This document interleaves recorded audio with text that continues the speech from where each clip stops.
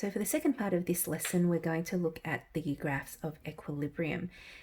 You should be able to, by the end of the lesson, interpret the graphs and also be able to draw a graph if a disturbance has been put onto it.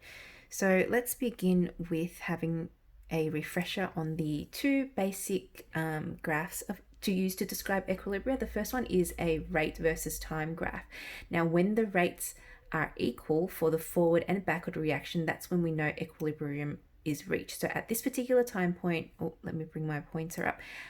At this particular time point right here, we know that that is the establishment of equilibrium, and from this point forward, the system is at equilibrium.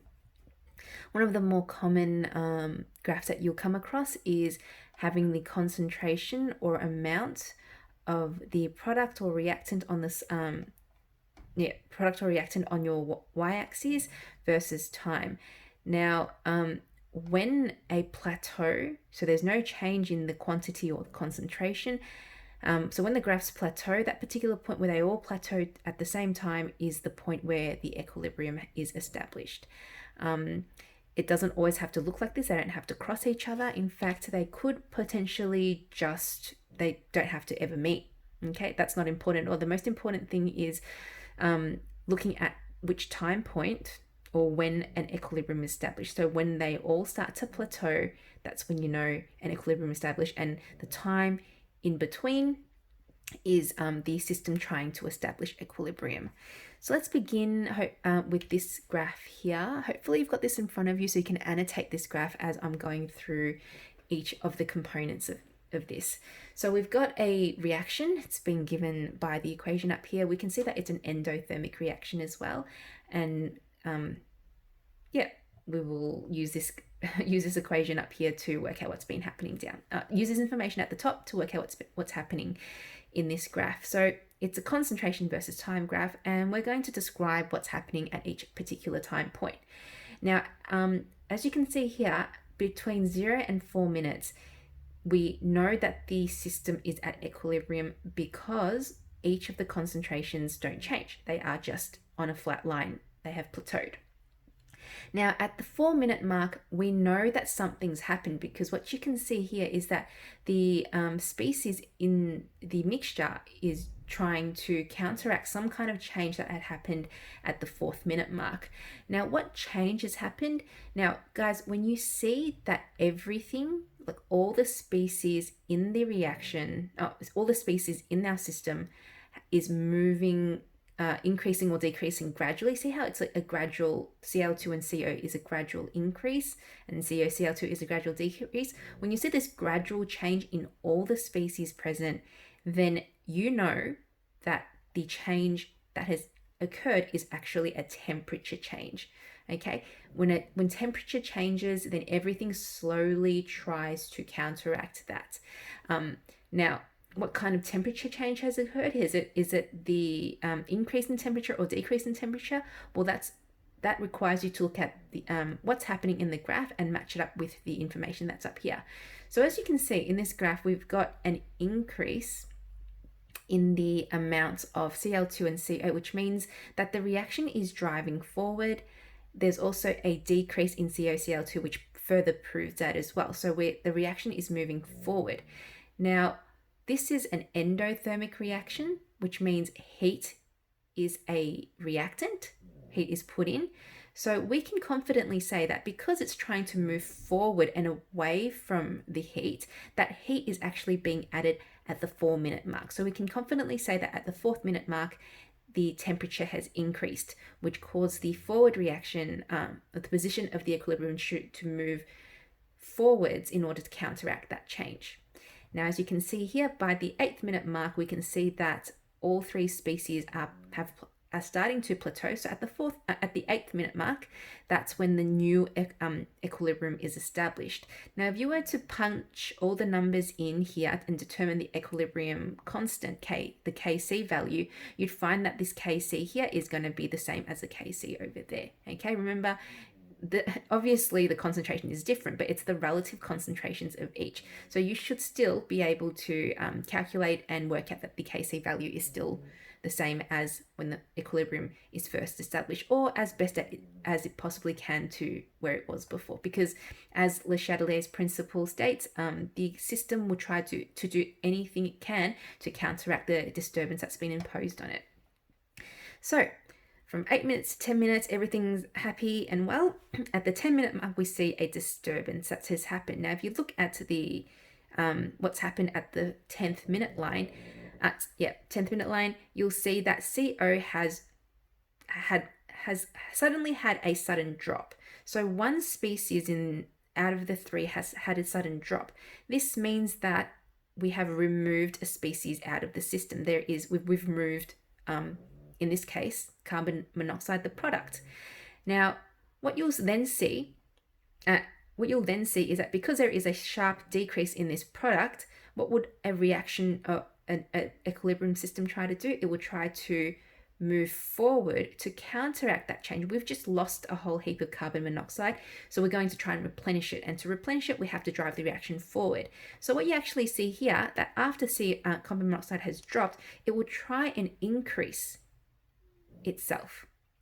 Okay, so the reaction will be driven forward so that we will replenish or increase the amounts of carbon dioxide and at the same carbon monoxide, and at the same time, if CO is increasing, Cl2, chlorine gas, will also increase. And because the reaction is moving forward, we will also see a decrease in COCl2 right here. So between 10 and 12 minutes, it's the system's attempt to oppose the change. Okay, and then by the 12th minute mark, we can see the third time that the equilibrium system is re-established. So between 12 and 14, the system is at equilibrium. All right, so any sharp decrease or even an increase of a species, we know that there is a product or reactant being added or removed. In this case, it's a removal. Now, having said that, if you look at time 14, now you might think, oh, well, we've removed everything. Well, that doesn't make any sense. How could you remove all the species out there and still have some kind of equilibrium being or an attempt of the equilibrium being reestablished? Now, when you see a drop or an increase of all the species at once, what's actually happened is that the volume of the container has actually changed because everything's being affected. We wouldn't have removed one or two species. Everything's being affected. So it's a change that is consistent with the increase or decrease in volume. Okay, so in this case, as you can see here, there is a sudden decrease in the concentration of everything. This means that there is an increase in the volume of the container. Okay, because the concentration is dropped for everything. And if the concentration has dropped for everything, then it's a disturbance that would immediately affect everything in the container. It wouldn't be removing all three things at once. That would be silly. We just end up with nothing. So we see a very, very steep drop in everything, which means that, as I said before, the container has increased, and because the container size or the volume has increased, it's going to try and oppose it by leaning towards the side on the reaction that's going to produce more moles. Now, if you look at the reaction here, there's 1 mole of species there and 2 moles. So 2 moles on the right-hand side. So therefore, the right-hand side is going to be favored. The position of the equilibrium will lie to the right in order to oppose the change of a reduction in concentration or pressure. Okay, so at this point, we know we have evidence that it's the increase in volume of the container or decrease in pressure.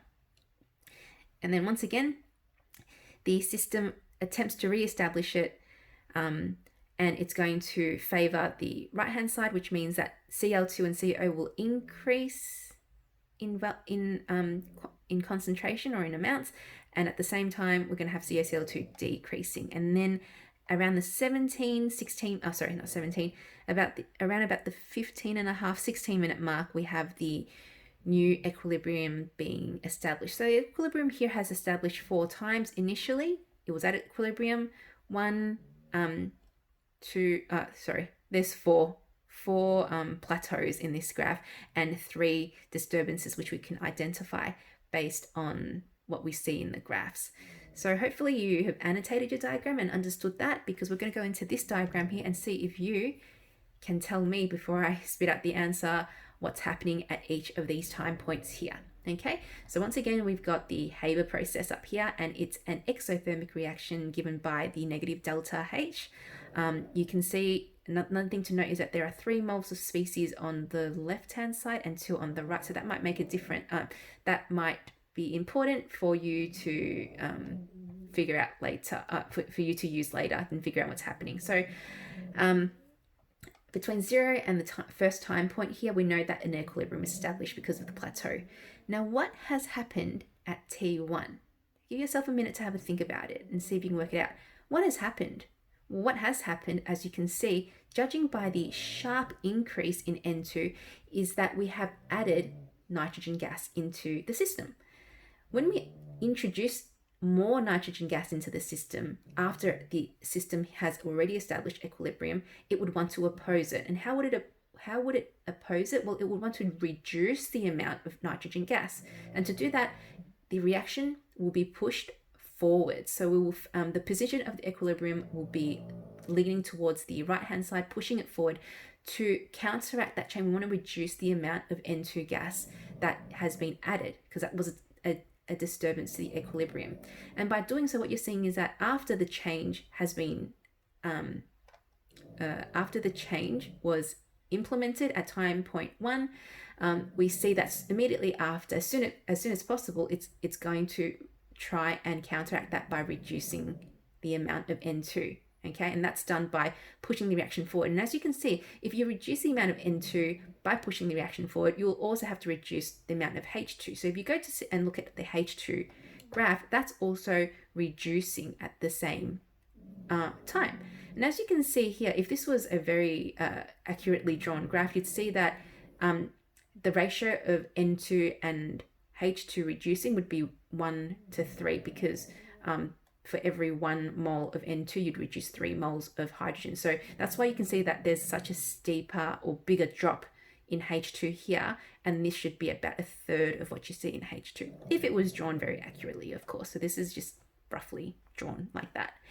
And at the same time, you would see, because the reaction's pushing forward, after time point 1, so after time point 1, NH3 would increase, because that's what the equilibrium system is doing. It's pushing forward.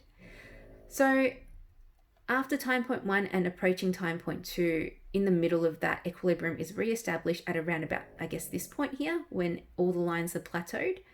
At time point 2, something else has happened. So there's another disturbance. And remember, what is this disturbance here? Have a little look.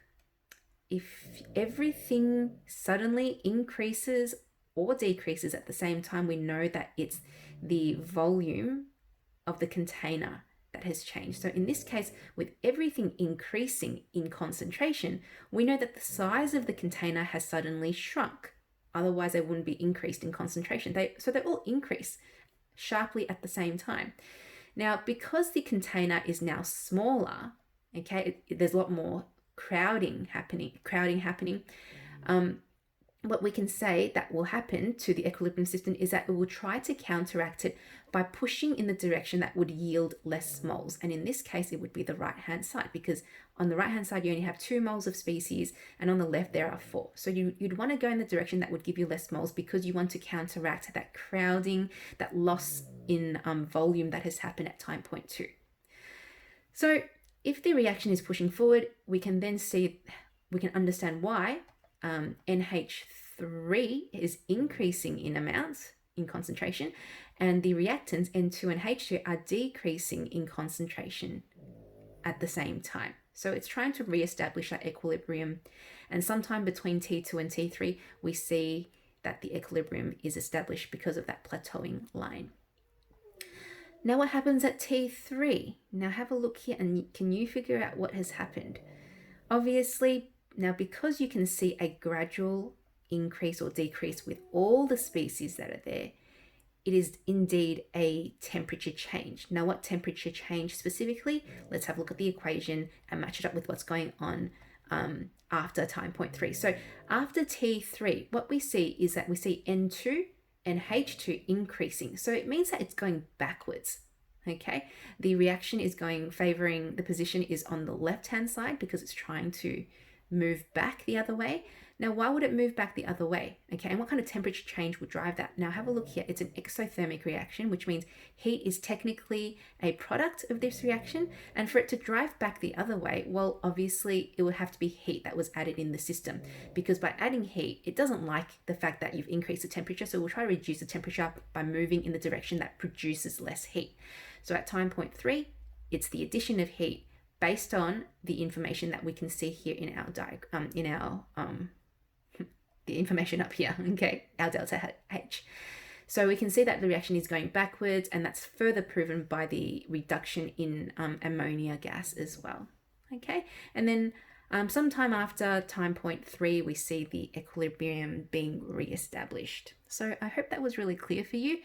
Not only do you need to know how to interpret what happens in graphs, but you should also be able to draw it as well. So as I said to you before, you should be able, if I said to you there's a temperature increase or decrease, you should know how to modify the graph lines. If there was a pressure or volume increase or decrease, you should know that there should be a sharp upwards or downwards spike in all the species. And if a species was added or removed, it's only that particular species that would have that sharp upwards or downward spike. And also you should be able to, after working out what's happened to it, you should be able to draw a graph to show how it would try and re-establish the equilibrium. So here is a diagram that I took out of your textbooks, basically showing the same thing. So you can have a little read of it in your own time and try and understand what's going on. It's just basically what I've explained to you before, I guess. And this, I guess, is the same thing. So I won't waste your time talking anymore. You have a few more graphs to go through on your own, and the solutions are provided for you as well. So hopefully that was really helpful, and by the end of this lesson, you should be able to confidently interpret and draw up graphs that represent equilibrium disturbances and its attempt to counteract the change. Alrighty.